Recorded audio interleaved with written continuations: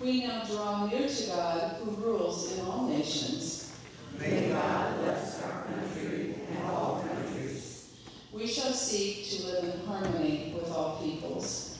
May God continue to establish peace in this world and in our hearts. May our worship now begin. Please remain standing as we sing our opening hymn, America the Beautiful. It's on page 799 in your hymnal.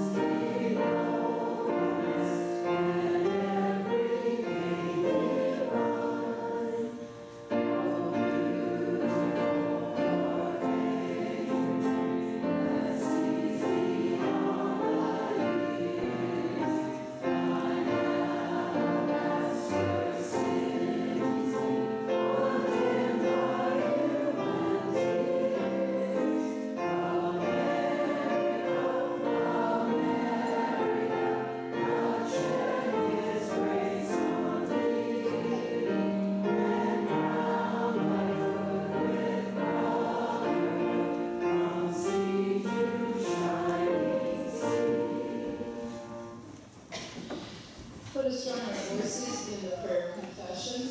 Shall we pray?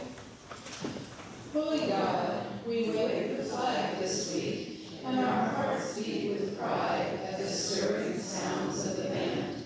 Fireworks covered the skies, and families gathered for celebrations. But in too many places, there was little to celebrate. Too many people suffer and struggle to just have the basic necessities of life while we live in abundance. Forgive us when our celebrations cause us to ignore the needs of others.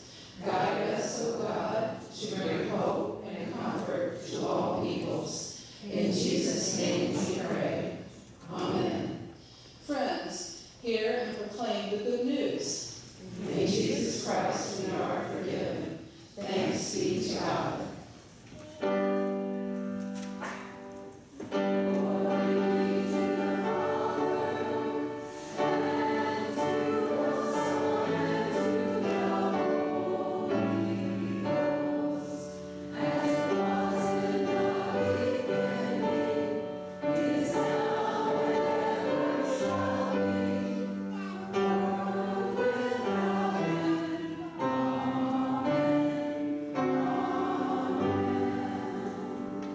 In praying prayer illumination, turn it in your bulletin.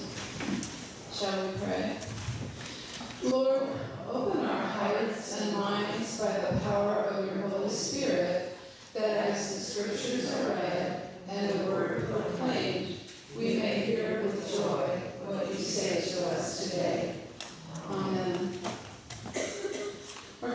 scripture today comes from the 128th verse of the book of Psalm.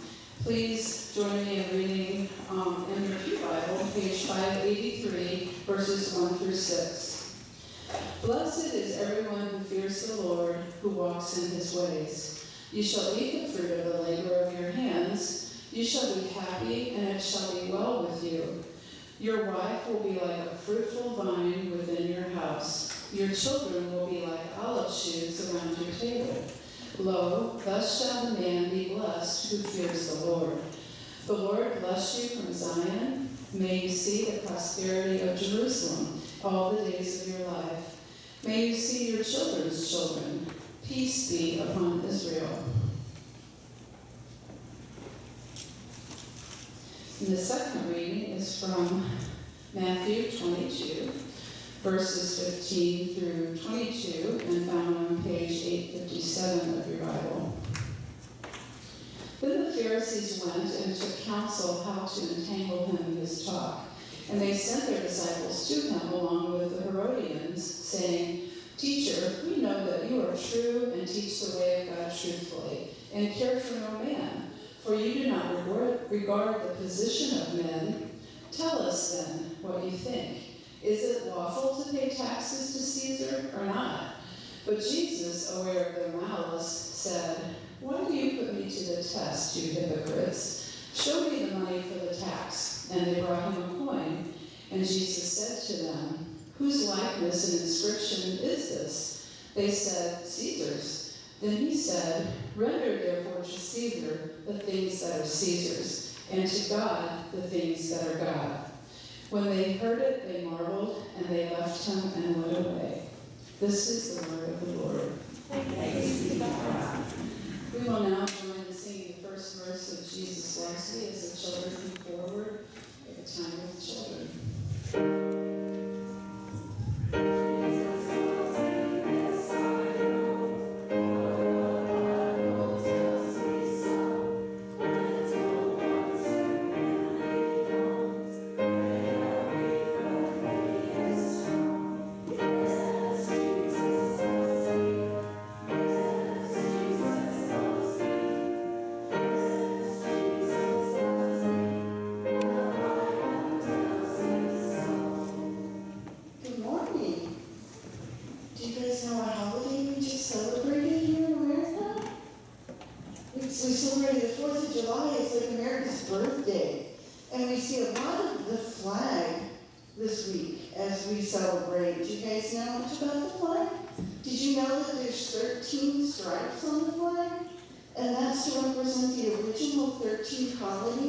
That was in the United States, and we have a field of blue that has 50 white stars on it to represent the 50 states in the United States. Also, we see three colors. Harper, do you know what colors are on the flag?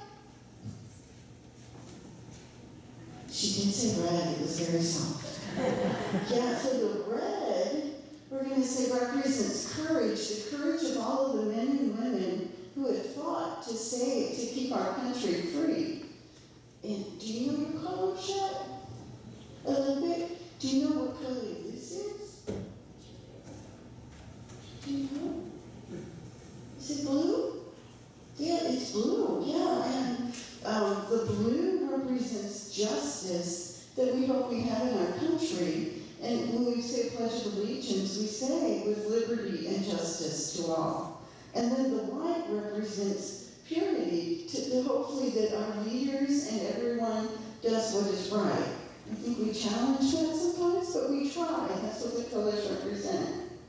So when I think of those colors, I can also think about Jesus. Because the red, when Jesus died on the cross for us, Jesus shed his blood to save us. And white represents purity again, that no matter how many times that I mess up, that I ask Jesus to forgive me, he makes my heart pure again. And blue represents God's faithfulness to us, that he's always going to take care of us. Okay? Let's say a prayer.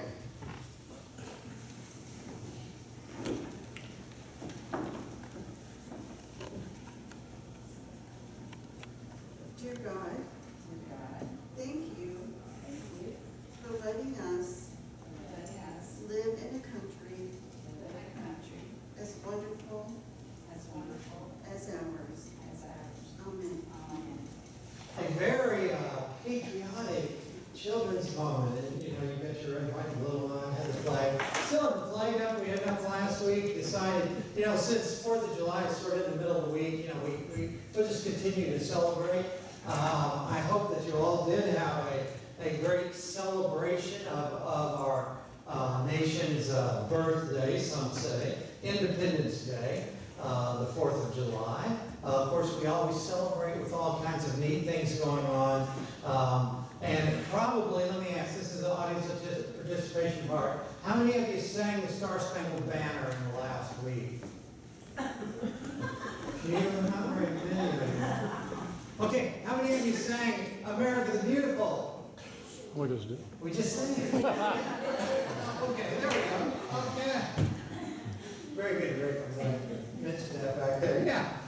It's a week or a time around the 4th of July when we celebrate patriotism and we talk about love of country. But here we are on Sunday morning in a Christian church. We call ourselves Christians, and that means that we're supposed to model ourselves after Jesus Christ. Because after all, he was the way, the truth, and the life. That's the life we are supposed to model ourselves after. That's why we're called Christians. We call ourselves that. So naturally, I would think, as Christians, around this time of year, you've got to think, was Jesus patriotic? Yeah, maybe you never thought of that question. But if we're supposed to model ourselves after Jesus, was Jesus patriotic? And of course, if you think patriotism is a good thing, my first reaction to that question anyway is, oh, sure he was, that's a good thing, Jesus must have been patriotic.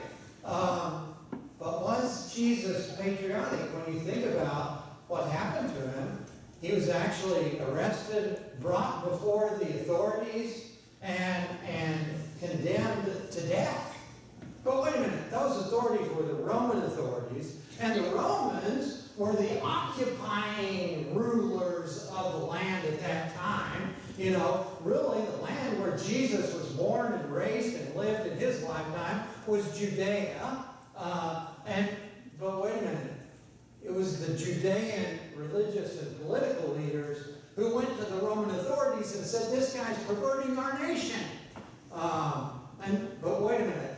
Even though those were the Judean authorities, the Pharisees and Sadducees, I guess you could say that they really had it out for Jesus, because they thought he was a thorn in their side. They thought he was disrupting society and throwing their religion off kilter, so they wanted to get rid of it. So they sort of had a bone to pick about Jesus. But they were the authorities in their country of the day, the political authorities, if you will, of Judea, of their day. And who else is better to determine who's a patriot or not than the political leaders of that particular nation or that particular country?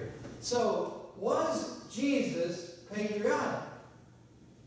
That's a question to examine this morning. And I guess we have to then think, well, what is patriotism? What does that mean? And can you be a Christian and be a patriot? In other words, is there any such thing as Christian patriotism? Those are our thoughts for today. Shall we pray? Gracious God, may the words of my lips and the meditations of our hearts and minds be acceptable in thy sight, O Lord, our rock and our Redeemer. Amen. Christian patriotism. Every year, our 4th of July celebration with its picnics and its flag waving and fireworks displays, it calls forth our American patriotism like no other occasion that we have in our country.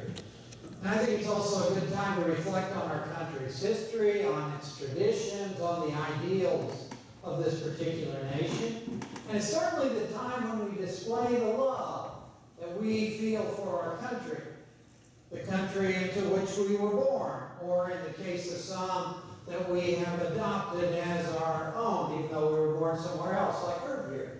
Born somewhere else, but adopted this country as his own. And isn't what patriotism is all about in the final analysis? It's a strong and abiding love of your country. Patriotism. Now, C.S. Lewis, who you know as a Christian author, he was a brilliant defender of the Christian faith. He defined patriotism as a natural human love, one that normally arises universally in every human heart. It includes the love of our home and birthplace, the love of our way of life, the love of the cultural folkways and national traditions that are ours, as well as a love for our people and our nation. That's C.S. Lewis's description of what patriotism is all about. And he says it's natural in the human heart. You're going to love the place where you're born. You're going to love your home. You're going to love the place that you were raised. And obviously such patriotic love is not limited to Americans or to the United States of America. Other countries of the world have their 4th of July, an equivalent celebration of national pride and patriotism. Not every country has one, but many do. But even in those countries that don't have their own 4th of July type of event, people still feel a loyalty to their country, to their place of origin. It seems that almost without exception, as C.S. Lewis said, every country in the world is held in esteem and it's held in love by its inhabitants. And part of acknowledging the goodness of patriotism is to recognize that it's true for every nation. And it's true for every people all around the world. Not just Americans. They're not just American patriots. There are Chinese patriots. There are Mexican patriots. There are Jewish patriots, Israelite patriots. All around the world there are patriots. It would also seem to be true that the biblical tradition, as you read the stories of the Bible, the biblical tradition honors this love of country. It honors your love of birthplace. For example, Jesus Christ made the famous reference to giving unto Caesar what is Caesar's. We heard read this morning. And also giving unto God that which is God's. William Barclay, who was a Scottish New Testament scholar and a great influencer of Presbyterianism, he once wrote this about the teaching of Christ, and I quote, "If someone lives in a nation and enjoys all its privileges, then he should not divorce himself from it. The more honest a man is, the better citizen he will be. There should be no better and more conscientious citizen of any nation than its Christians." End quote. Interesting quote by William Barclay. The Apostle Paul would seem to agree with this when he wrote in his letter to the Romans that everyone must submit themselves to the governing authorities, for there is no authority except that which God has established. Peter wrote likewise that you should submit yourself for the Lord's sake to every authority instituted among men, whether to the king or the supreme authority or to governors. Show proper respect to authority. Love the brotherhood of believers. Fear God. Honor the king. That was St. Peter. So patriotism as appropriate love of country, and even as submission to the governing authorities, would seem to be a good and even a Christian attitude of behavior. Appropriate for American Christians and for Chinese Christians, Mexican Christians, Russian Christians, so on. You know, Christianity is a universal religion, not just an American religion. And this would be even true that the best patriots should be Christians, even in those countries we might consider to be our enemies. Like Iran, North Korea, there are Christian populations in those countries. Are they good Christian patriots to their motherland of Iran or North Korea? Surely even Jesus should be considered to have been patriotic in that sense. After all, he truly loved his homeland, his country, even if he happened to find its current leaders to be less than honorable. And of course, in the larger divine sense, Jesus was without question the greatest patriot of all, since he loved the entire world and every nation and every peoples in this world, without exception. That's why he was sent here. That's why he came, because he loved all. But C.S. Lewis also said something else that I think we need to recognize this morning. He said that patriotism, or the love of country, which he considered normally to be a good and natural thing for human beings, can actually turn idolatrous and become a bad thing if taken to an extreme. He said patriotism can become a sin if it claims for itself a person's highest loyalty, which should be reserved, of course, for God alone, not your country. God should come first in your heart. C.S. Lewis said such a distorted patriotism then can become very capable of the most abominable and wicked acts, as unfortunately we witnessed in the 20th century in both World War I and World War II. Such a pernicious and sinful patriotism has not been absent from America or from any nation throughout all of history over these centuries.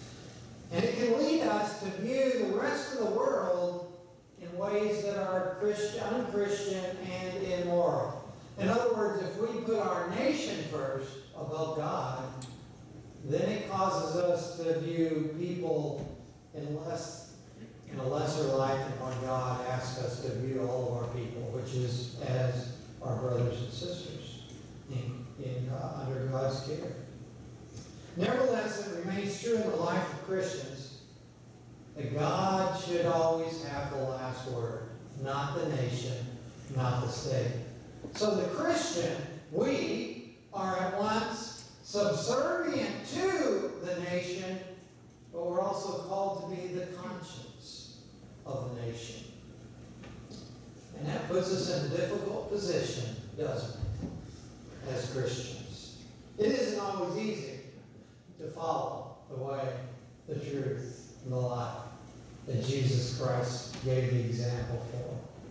But we love our country, and when we sing the words, "Oh, beautiful for our spacious skies," when we see the stars and stripes displayed high and proud, when we say the Pledge of Allegiance, very few of us have to fake the feelings of patriotism that well up inside of us. We feel those, loyalty to our nation, to our country. But it is exactly as a Christian that we must never forget that it is God and not any nation, even our nation, that has the last word in the affairs of men.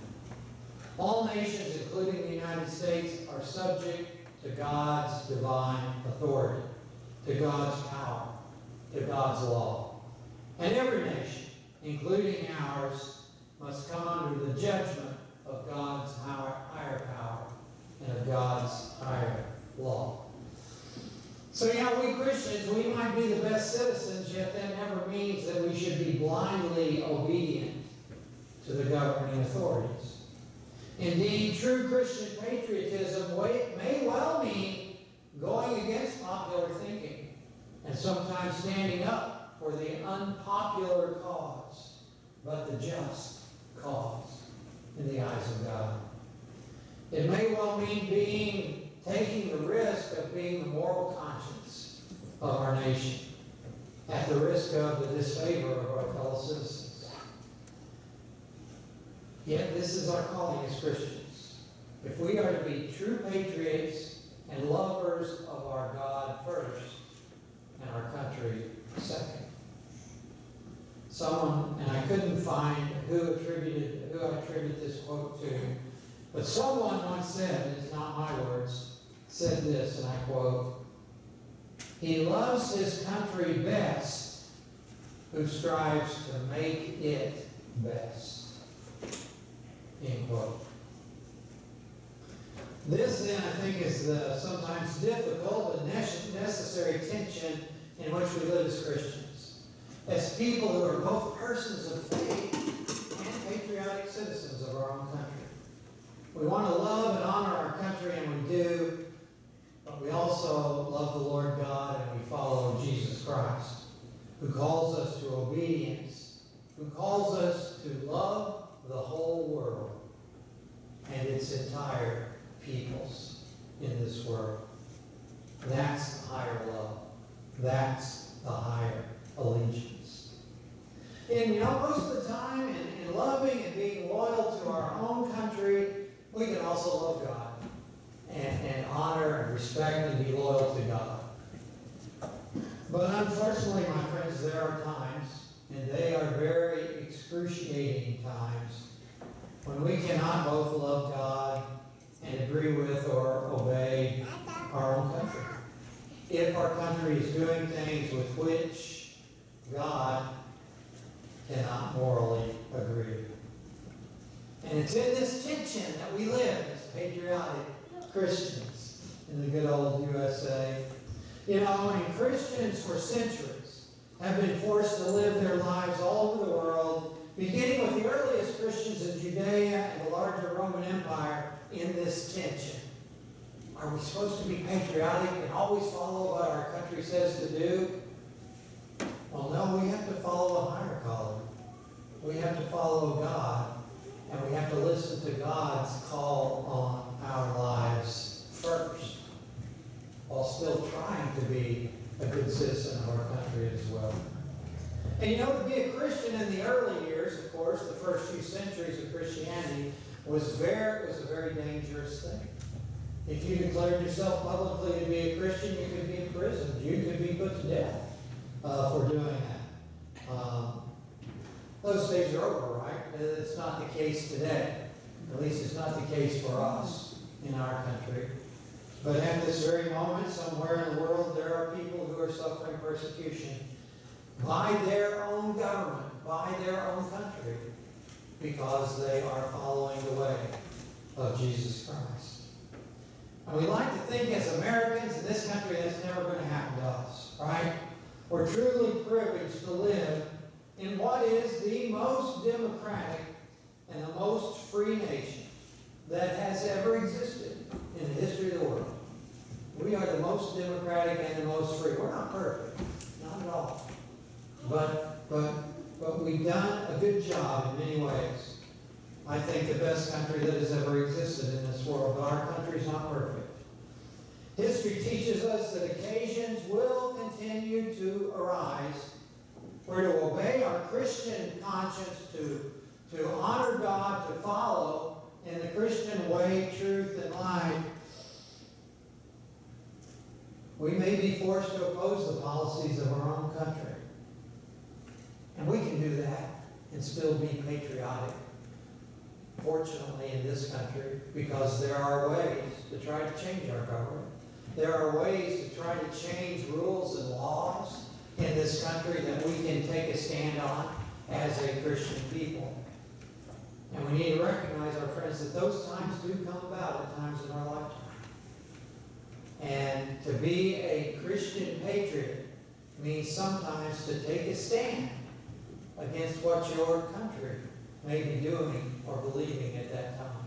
It's so hard to divine out. It's so hard to figure that out and try to understand that. And we have to continually listen to what God is trying to tell us. It's not a pleasant prospect, but it is a part of the Christian calling. We can't escape it. We can't avoid it if we are to be faithful in following the way, the truth, and the life.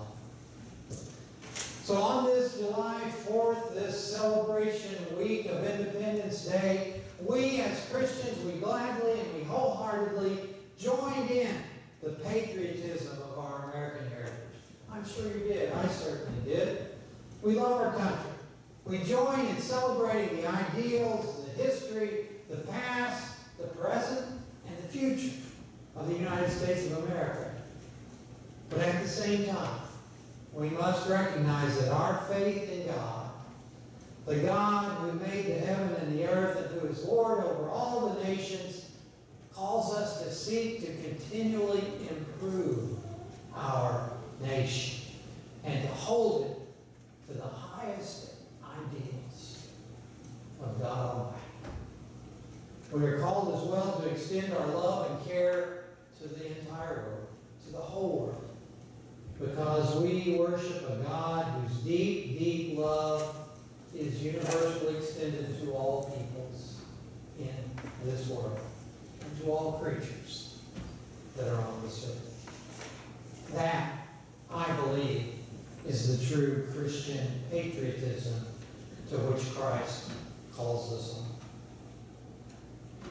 Thanks be to God. Amen.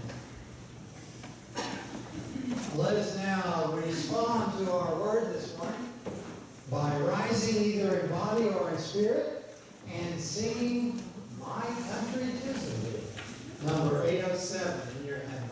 Shall we rise together and sing?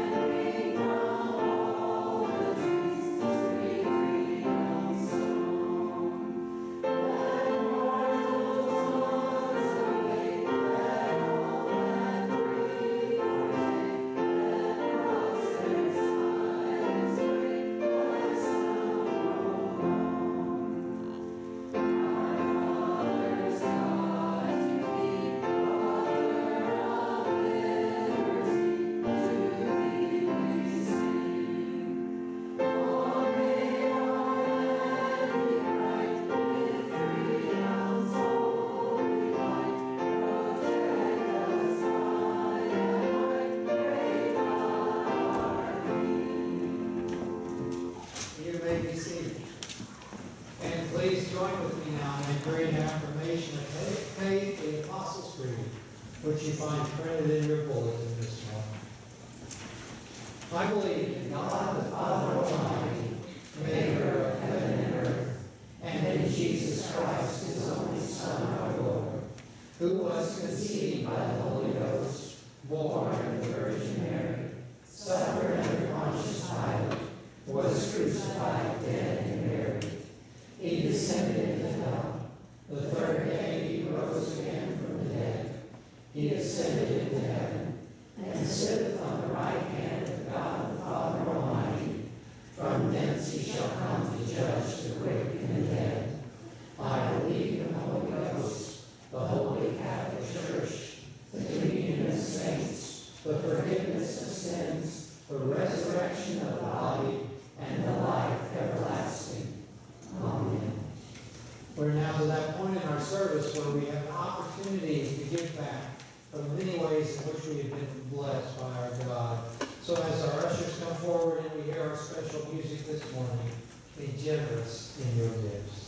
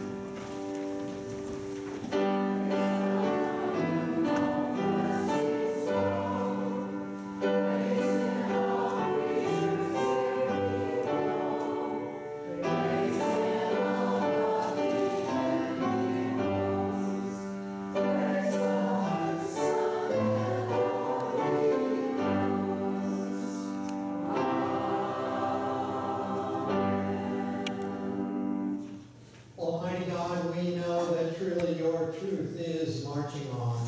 We ask now that you use these tokens we present here this day to help carry that truth in this community, in this country, and around this world. It's in your holy name we pray. Amen. You ready to see it?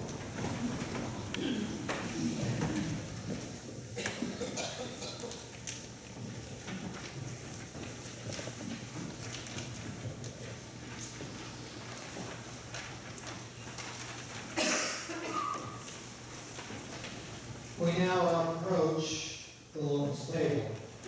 And as we do so, we always have to remember that this is not our table. This is not a Presbyterian table. It truly is the Lord's table. And it is the Lord that invites you to come and participate in this holy meal, this holy way of communing with one another and with our God. So as we partake this day, may we always remember that it is the Lord who invites us to participate. And our only criterion is that you believe on the name of the Lord. And if you do so, you are welcome to participate in communion here this day. Please join with me now in the Eucharist prayer that you find printed in your bulletin this morning.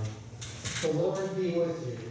And also with you. Lift up your hearts. We lift them up to the Lord. Let us give thanks to the Lord our God.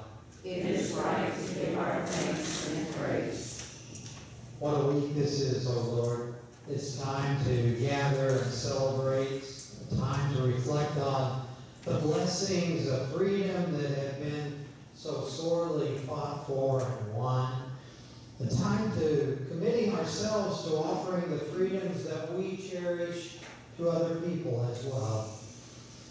We gather here this morning, our God, in the midst of the busyness of the summer season to seek your will, to find peace and direction for our lives. Bless us, O Lord, with wisdom tempered with compassion. Remind us that we have such freedom because others who have gone before have stood for principles of hope. So do not let our pride of country overwhelm the needs that still abound within our walls and our land. Where there is hatred, help us to bring your words of love. Where there are injustices, help us to correct unjust systems and become advocates for the voiceless and the powerless. Where there is apathy, empower us to bring the good news of your gracious, transforming love. Be with us on this day and all our days as we seek to follow you in the way, the truth, and the life.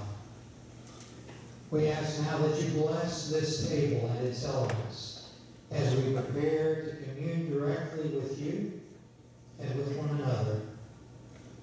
Be with us now as together we offer the prayer that Jesus taught us, saying, Our Father, who art in heaven, hallowed be thy name.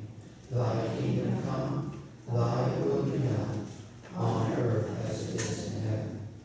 Give us this day our daily bread, and forgive us our debts, as we forgive our debtors. And lead us not into temptation, but deliver us from evil. For thine is the kingdom, and the power, and the glory forever. Amen.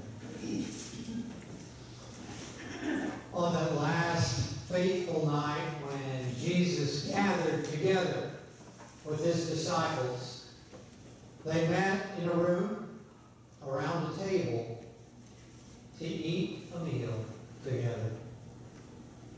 And as that meal was about to begin, Jesus took the bread, and after returning thanks for it, he broke it. And he gave it to them. And he said, Take, eat, for this bread is my body broken for you. Whenever you eat of this bread, this do in remembrance of me. And so they shared the bread and the meal together around the table. And as the meal was coming to a conclusion, Jesus took the cup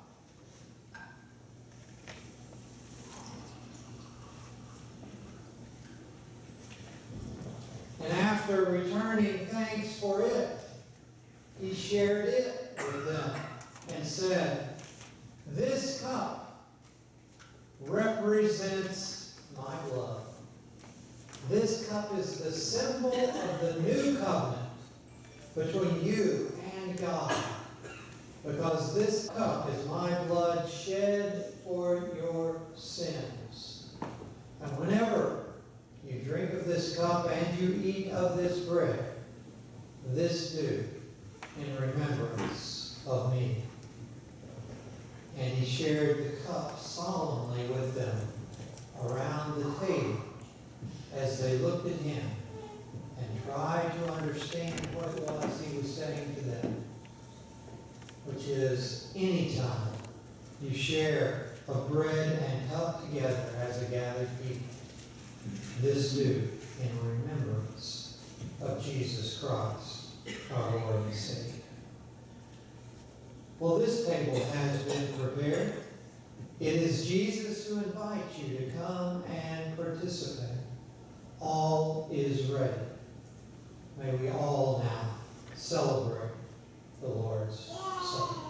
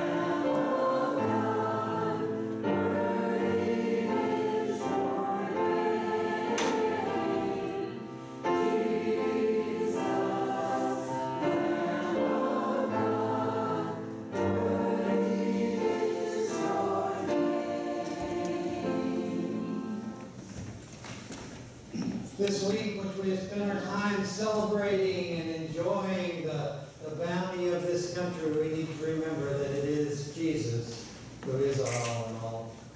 And Jesus is the one who shows us the way, the truth, and the life. So regardless of whether your celebrations are over or they're just beginning because you're celebrating life, remember that God is always going to be there with you. Because God is always above us. God is always below us. God always goes behind us. God is always before us, and God always stands right beside us. And most importantly of all, in those times that are most treacherous and difficult in our lives, we need to remember that God is inside us as well. Go in peace this day, my friends. Amen.